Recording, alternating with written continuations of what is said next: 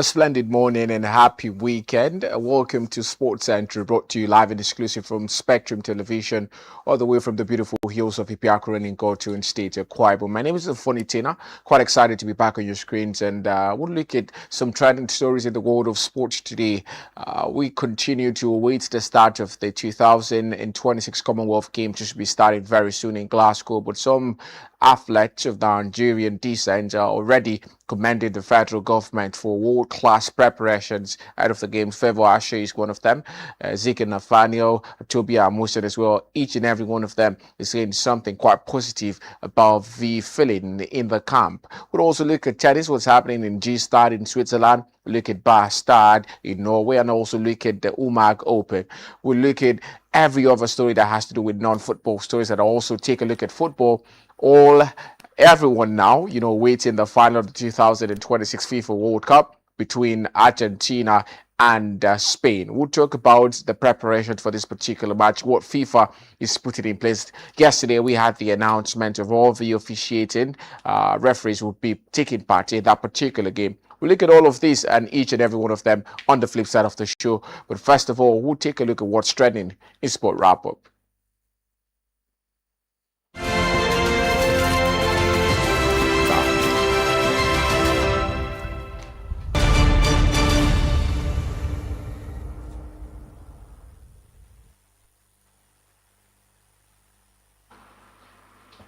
Starting with athletics this morning, sprinter Favour Ashe has praised the National Sports Commission for providing a world-class training camp for Team Nigeria ahead of the 2026 Commonwealth Games in Glasgow, Scotland. And he's also revealed that camp allowances have been paid in full.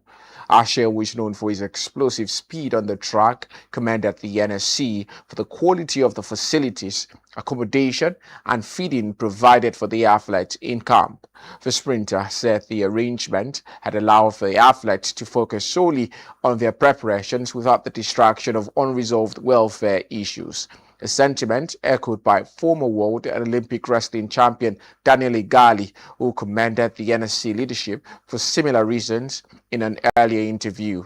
The NSC, under the leadership of Chairman Malam Shehu Diko and Director General Bukolo Lokbate, has continued to prioritize athlete welfare in the build-up to the Games, as Team Nigeria arrived in the United Kingdom early enough for proper acclimatization.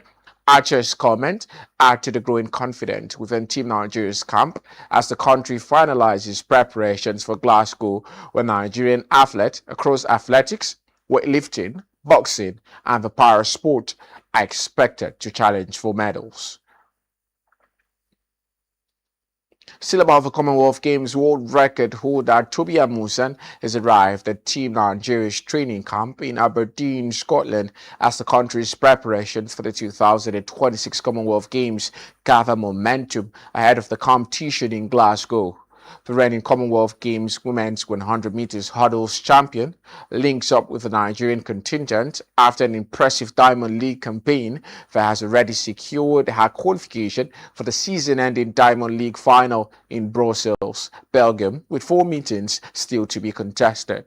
Amusin is expected to spearhead Nigeria's medal challenge in Glasgow as she bids to win a third consecutive Commonwealth Games gold medal in the women's 100 meters hurdles, having claimed the title at the 2018 and 2022 editions. Meanwhile, Nigeria's medal ambitions suffered a setback following the withdrawal of long jump star Ese Brume through injury. In absence, Rufus Oro has been drafted into the squad and will compete alongside Pristina Ochonogo in the women's long jump as Team Nigeria seeks to maintain its strong tradition in the event. Now to tennis, where Casper Ruud survived the major scare in his opening match at the EFG Swiss Open G-Stad on Thursday when he rallied past Portugal's Jamie Ferreira 6-7, 6-4, 6-2 to reach the quarterfinals. Ferreira overcame Stan Wawrinka in his first round and was at his free-flowing best for large parts of his clash against Ruud to move close to his first win against a top 20 player.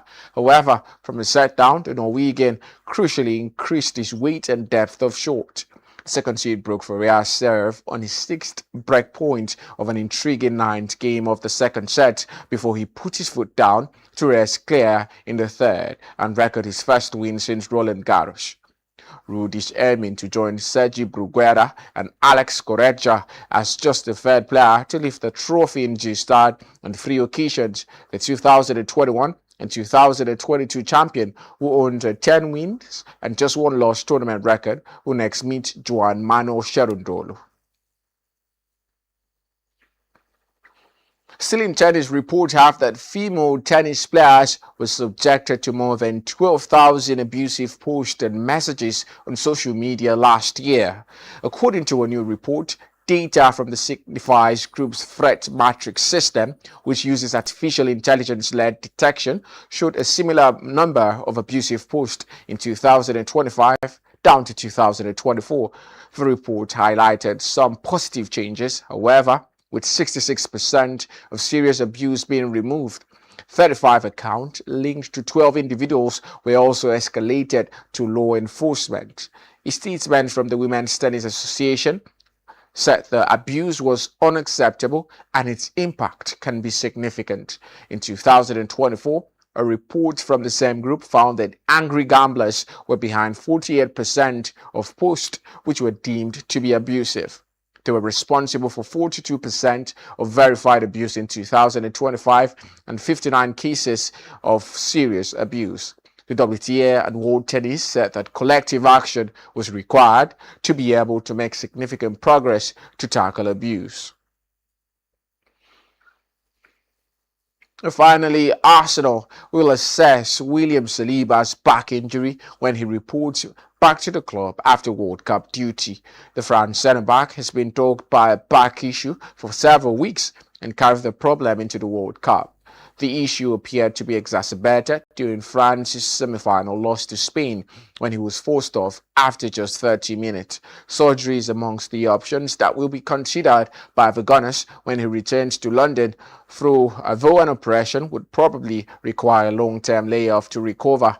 The 25-year-old made 50 appearances in all competitions for Arsenal last season as they ended a 22-year wait to win the Premier League and reach the Champions League final.